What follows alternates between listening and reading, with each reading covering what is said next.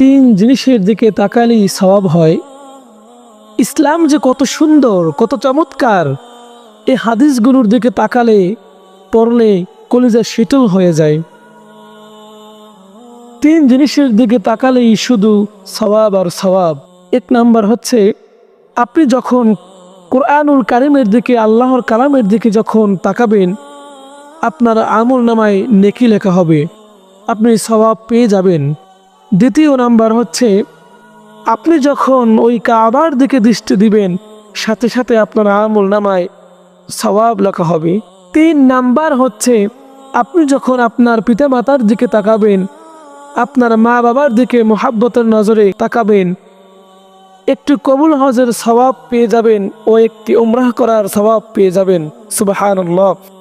আল্লাহ তাআলা আমাদের এই তিন জিনিসের দিকে বেশি বেশি তাকানোর তৌফিক দান করুন। আমিন।